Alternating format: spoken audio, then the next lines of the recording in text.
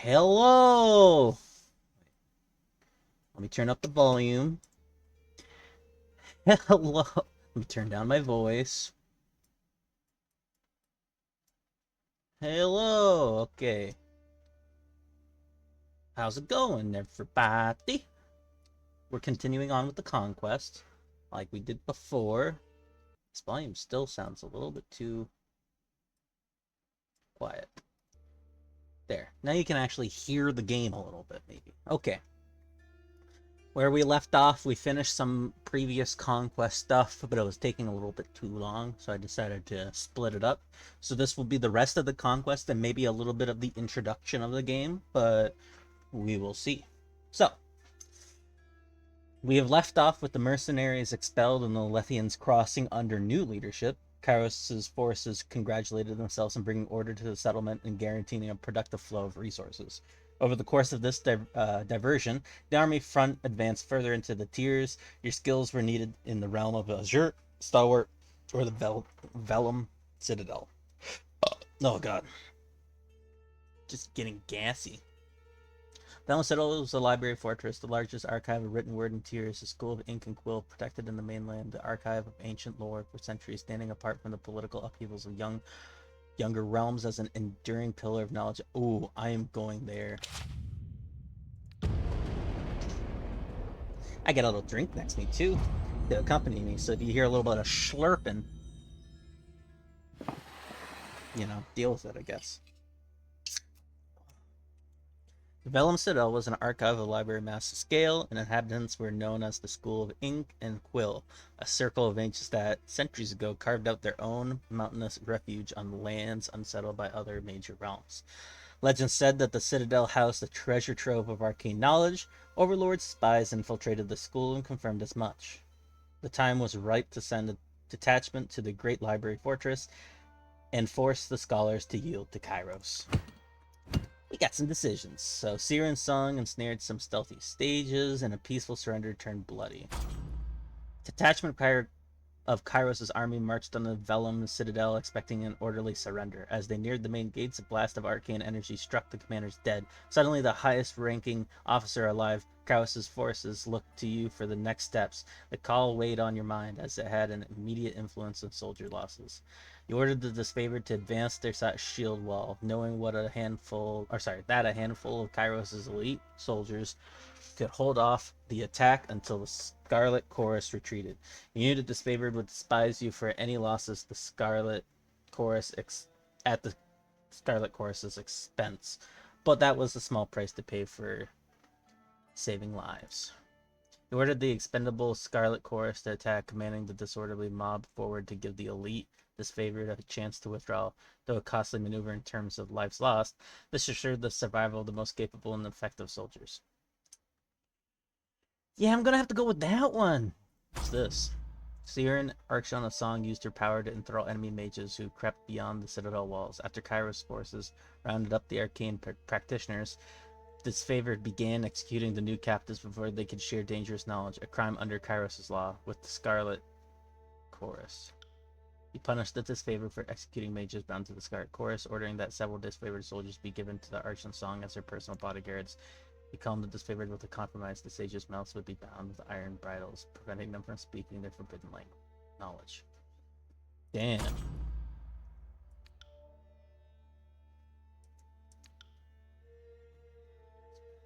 Damn. Oh, these are actually kind of hard choices. I think we're gonna go with this one. Ever itching for a fight, the howling mob still recognized your maneuver, the sacrificial move that it was. Those from the Scarlet Chorus whom ran headlong into battle made promises of reckoning upon their return. Thankfully for you, hardly any of them limped back in one piece. Those few who survived made fevered whisperings their grievances, naming you as a villain to the Scarlet Chorus. Ooh.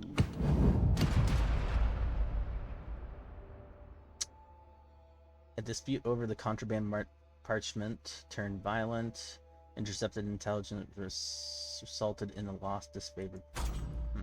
Disfavored learned of a hidden enemy enclave and sent scouts to locate it. They never returned from their mission. The remaining disfavored soldiers demanded that you send the Scarlet Chorus to recruit their scouts, but the Scarlet Chorus flatly refused to fall into the same trap. They recommended that the scouts be treated as wartime casualties. You ordered Scarlet Course to send scouts to locate the rescue of the lost disfavored. You co-signed the disfavored scouts to their fate. If the elite of Kairos' army could not return on their own, then there was no sense in wasting lives of the... Okay. Army captured a supply caravan overflowing with arcane books. When the disfavored started a bonfire for forbidden text, the chorus rescued the tomes from the flames and attacked. In accordance with disfavor's wishes, you upheld Kairos' law regarding the forbidden lore and had all the text burned. You decreed that the disfavored are welcome to burn their half of the plunder, but the Scarlet Chorus has a rightful claim to the other half, providing you first review the text first to eliminate any of the touch forbidden knowledge. Yo, that sounds... yeah. Scarlet Chorus agreed to your generous terms. He set to poring over every manuscript before it was handed over. The work took several evenings, and you came away with a glimpse of truth better left unknown. Taking the burden upon yourself was a less risky alternative than disseminating it among Kairos' ranks, though it didn't help you sleep at night. The Edict Fire. Food and morale dwindled as the siege party realized the enemy won this war at attrition. Tunon sent word that Kairos' patience had run thin. The Overlord would... Tunon is the Adjudicator. Yes. The Overlord would cast an Edict of Fire on the enemy. Parchment arrived in the slender case of engraved iron. Written on it, the words of a spell powerful enough to destroy the Vellum Citadel. You had the choice of when to read the edict. Reading it at a sunrise would offer your enemies no warning of devastation to come. You could also wait until sunset, giving them ample time to flee or make amends. Claiming they still had spies within the Citadel, urged you to warn the mages of the Overlord's edict. Granting their request, you met with the enemy under a blue flag of peace, warned them of their doom, giving the chorus spies and the enemy a chance to run. Opting to give the enemy no quarter, you proclaimed the Edict of Fire at the first moments of dawn, granting the enemy no warning of destruction to come. Though the chorus insisted your actions doomed their spies, the disfavored plotted you. Yeah. You confronted the mages with a warning and hoped that the message was received. The hour before sunset, numerous figures were spotted fleeing the citadel. As the sun dipped under the horizon, you read the words of the edict. The earth shook and the red-orange light glowed in the foundation of the sprawling citadel, bubbling up from under the library. A torrent of lava heaved with explosive force, gushing from windows and between loose bricks, melting winding trenches in the surrounding land. Days later, the flames still raged on. The conflagration continually fed and renewed by the power of the edict. The edict. Edict of Fire. The armies of Kairos left the devastation of Vellum Citadel in silence. From the day forward, the Tears came to know the once noble citadel as the Burning Library. There's an undisputed loss of resources, knowledge, culture, and life, but a message has been sent. The Overlord will not tolerate defiance. Well, hello there. You didn't have a long rest before Tunon called you into service once more. You were one of the last to depart from the mountains, and as you journeyed off, you spotted a few campfires in the mountains. They were mere specks, dwarfed in the inferno. Last gasps of survivors, or perhaps looters from Kairos' armies, bored and daring enough to pick through the ashes.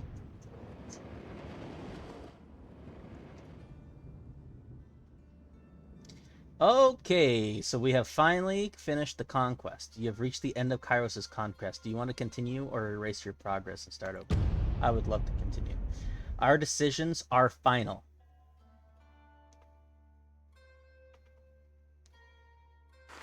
The year is 431, and Kairos' invasion has shattered all major opposition in the tiers. The Younger Realms, the Bastard Tier, the Free Cities. All who defied Kairos lay broken by battle, or bowed in surrender. The two armies of the Overlord, the Disfavored and the Scarlet Chorus, now control our lands.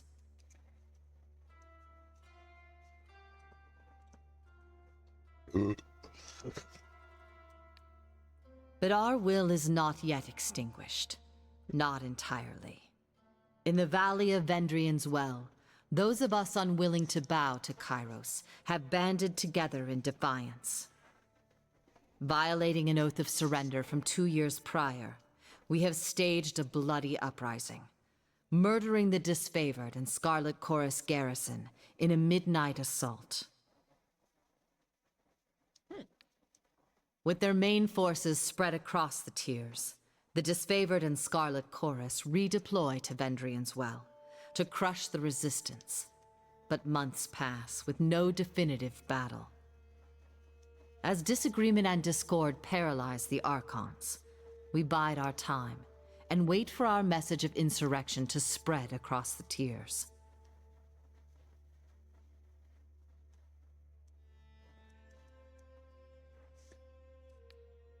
The Overlord is not amused, and Kairos has one message for the Archons: crush the Oathbreakers or die. Kairos backs this threat with an edict, a magical commandment that can slay all in the valley should the order be ignored.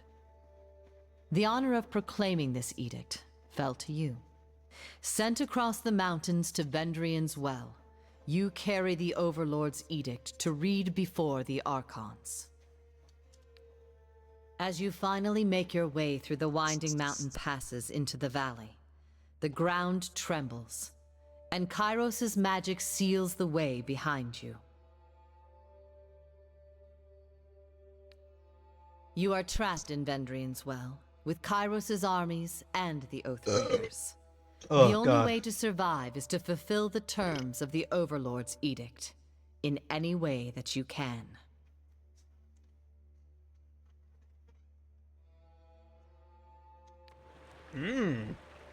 The setup is fucking cool, and the game already looks gorgeous.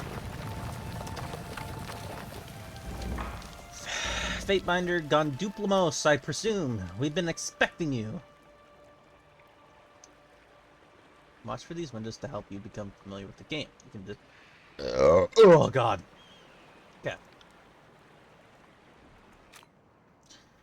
Kairos the Overlord be praised. When I heard the avalanche, feared the valley was sealed with you on the other side. This favored warrior claps her gauntlet to her breastplate, traditional suit of her legion. Okay, so conversations involve you and other character and sometimes additional parties like bystanders or companions who may interject. The choices you make change how the story develops and will build a reputation of your character over time. People in the world will learn of your reputation, good and bad, and respond accordingly.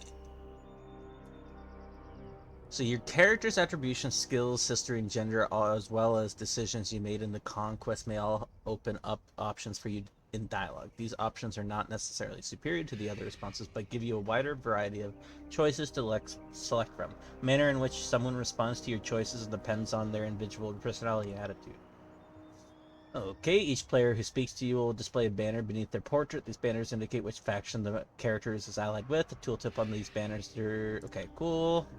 You'll often see the names of important characters and locations displayed in golden text. Tooltips on these classes. Yep. Easy peasy. Commander wouldn't say why the governor of Lithian's Cross would be coming, but since we have no forges here, I imagine you're here to knock some sense into the voices of Nerat. She catches herself, clearing her throat with a smile. I mean, mediate with the Archons so that we might agree on a plan to wipe out their Oathbreakers. I am in a hurry to deliver a message to the Archons. I come bearing an edict of Kairos. Our soldiers will complete their task or die. Can you hear them that hum in the air, that glow around the rocks? The avalanche is Kairos' magic. The Overlord has sealed. Your senses see more than mine. See more than mine. Good bait bringer. Binder? Fuck me. I do not pretend to know much about such things, but if that was Kairos' magic and you are here on important business, well, you don't have to be the Archon of Secrets to guess that you're here to proclaim an edict. What does Kairos have in store for the enemy? 10 years of festering plague, an edict of twisted bones? I'm just gonna play her silently. A nervous smile creeps over her as she awaits for a response that doesn't arrive. I'm asking questions beyond my station. She dips low, trembling as she bows. Forgiveness, please. Well, you traveled a long way. I won't keep you further. I'm sure the Archons will want to hear it from you at... Her voice falls silent, her attention snapping eastward with alarm. Did you hear that? More runners. Third time this week. The Oathbreakers keep trying to send messengers through the mountains to gather help from outside the valley. She points over the collapsed path by which you arrived, but they're a bit too late for that now. Come, let's show these Oathbreakers a good fight. Shit, we're gonna fight!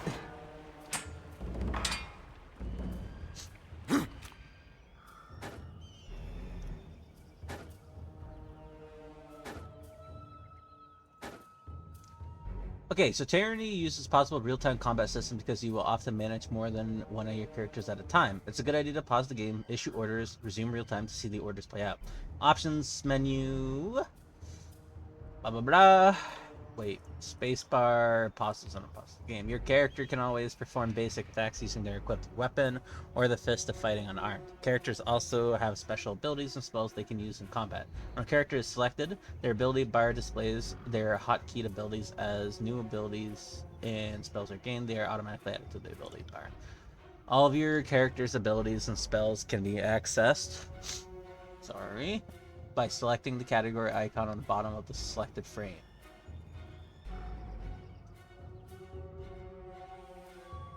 Oh, this one. Cool, okay. Abilities are grouped into talent, spells, combo abilities, artifact abilities, reputation abilities, and stances. Category icons for weapon sets and quick items follow. To use an ability, left-click on the ability icon, press the hotkey corresponding to its location on the ability bar.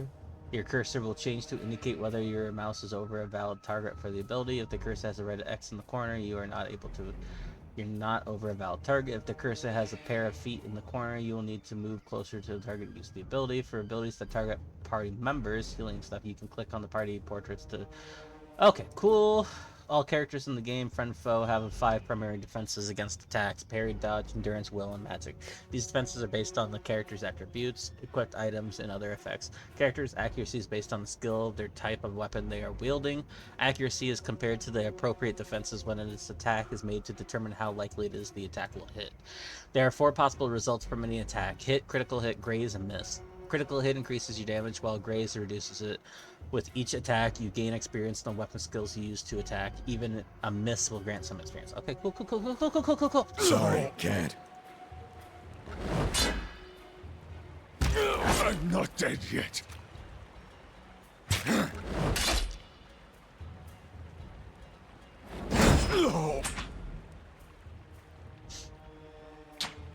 On it.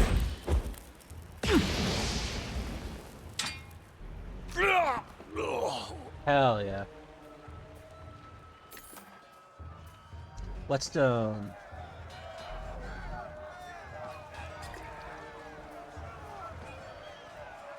Can't do that.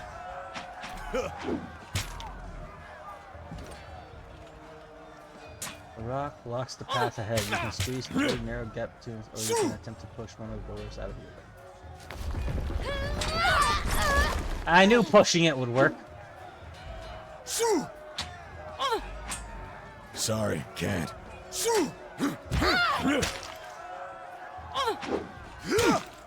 Sorry, can't. Can't do that.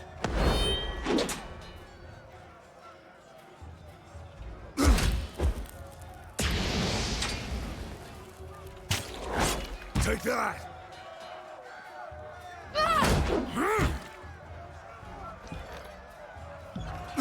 Okay, there are 6 categories of talent trees to your character leadership. My god, the screaming in this game is so fucking loud.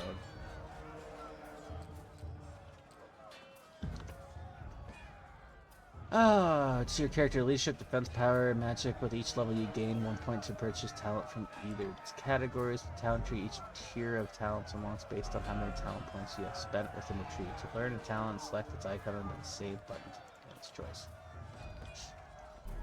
Sorry, can't.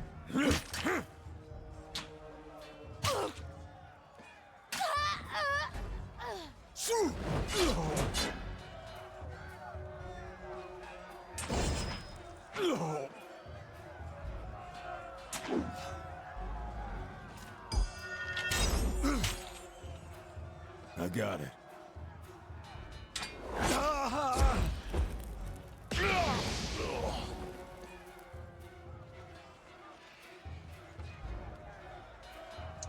Don't bother with me. Don't go down the path.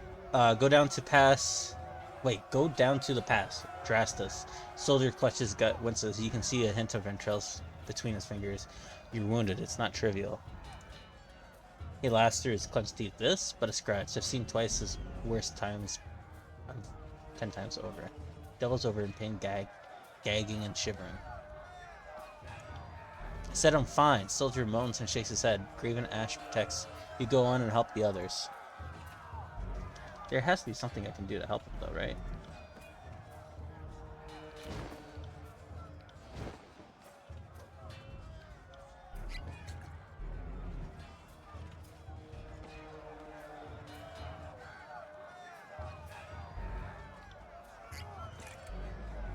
Okay, whatever. I can't do anything.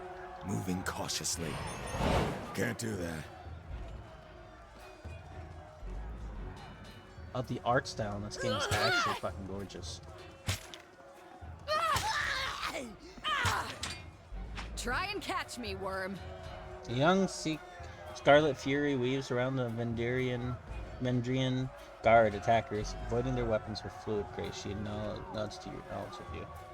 Breathless as a soldier passes, glancing at her countrymen. This one's crazy too. Much lead in her water. We should cut our losses and turn back. Fate finder. You're here at last. Care to join me in putting these cowards out of their misery? She nods to the armed soldiers bearing down on her. Are you serious? I came to escort you to camp when... Damn it! Kill first, questions later. She nearly ducks a swipe from a Vendrian blade. Clancy could use my help. You look like you're handling yourself well enough. That I am. But I could use someone watching my back. For the realm of the apex charge, the Vendrian guard leveled their weapons and advanced.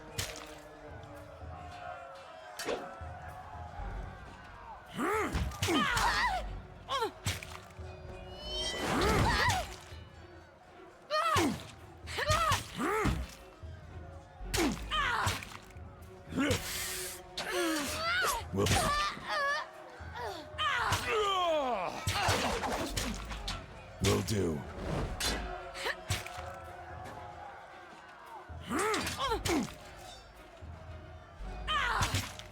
Will do. I am not that good of RPGs, you can tell. I'm still figuring some stuff out. Phew. I can tell you didn't spend the Conquest in a diplomat's tent. The fighter surveys the fresh corpses and nods with satisfaction. I'm versed, by the way. But there are more important things to take care of than introductions. Those Vendrian guard we killed didn't come alone. She gestures to the skirmish unfolding in the pass below, shaking her head. Join the battle. Not so fast. First, explain what you're doing here. Why are the Vendrian guard attacking now? Do you fight like a storm? What's your role in the army? You're dismissed, soldier. If I need you, I'll find you at the Scarlet Chorus. The voices of Narat told me to intercept you at Edgering Ruins before you busied yourself solving all of the camp's problems. Guess I was too late. She smirks. You're due for a meeting with the Archons, but we should handle the small matter of this ambush first. Okay. Eager. I like that. Before we go, you might search among the remains of our fallen comrades. Wherever they're bound, I doubt they'll miss their boots, much less any rings or any useful iron they might be clutching. No reason to pity the For the voices of Narat! Bruce furrows her brows and focus down on the battle to come.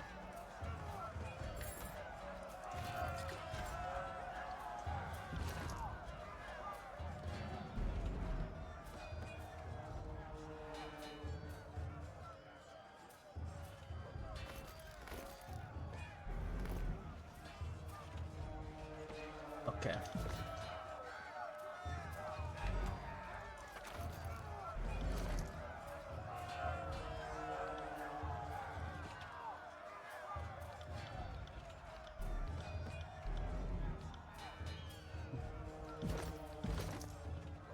Where the fuck are the items going that I'm getting? There we go.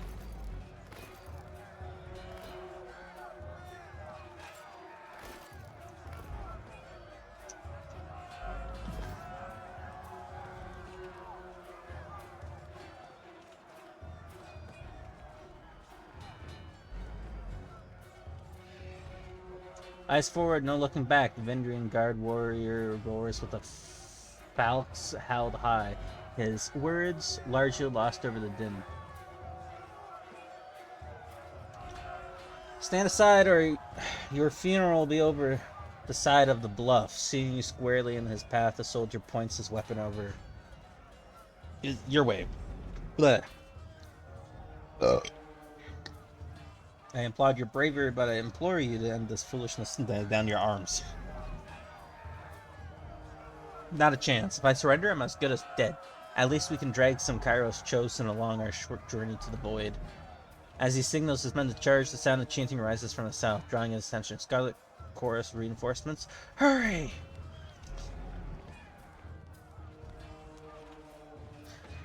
Mocking blaze. Run down the Oathbreakers, let none escape. From the red mob of reinforcements from the south, a blood chanter emerges at the head of the rabble, the ornamental crest of her staff pulsing with crimson tones, signaling sigils of magic and wordlessly moving her mouth. The blood chanter describes a series of spells in the air. Red glow surrounds the Vendrian guard, warriors as the chanter's magic worms its way into their minds, binding them with rage. Hold position, all of you. You there, keep to the path. The warrior gestures along the canyon trail, but his soldiers turn their attention to the Scarlet Chorus, roaring challenges. No, don't engage them. We need to run. His orders falling to deaf ears. The warriors reluctantly ready their weapons. Trouble.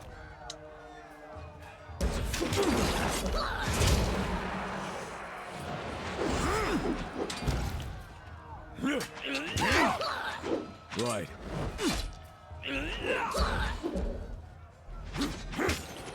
I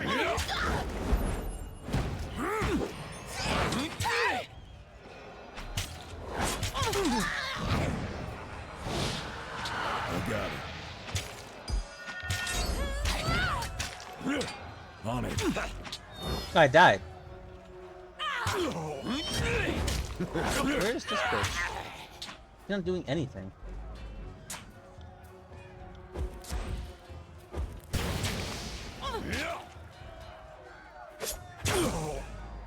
You got it.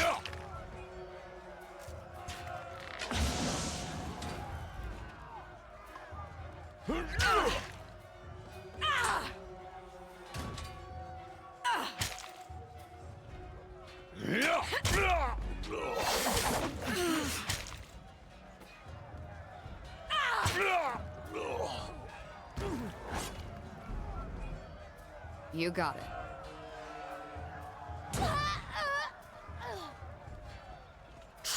Oh, someone stitch me up. You got it. You got it.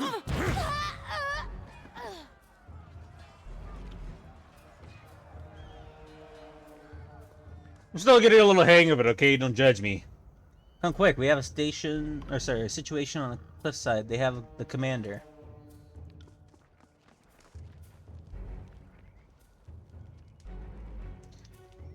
Oh, shit! Okay. When the party member takes damage, they will start to lose health. The health bar next to their portrait will start to decrease. When the party member's health drops low, they will gain a wound and the health bar will turn red. Wounded characters have their maximum health reduced. Wounded are removed when the party rests or their character levels up. Okay. Right. I know we're in the middle of battle and everything. But I'm going to end it there because this video is getting up to almost 30 minutes long. So, if you are enjoying this so far, I highly recommend you continue watching as I play through. Because so far the game has been pretty fun and I'm enjoying it. So, please do what you do and like, comment, and subscribe. Or I will find you. I will find you. That is all. Enjoy.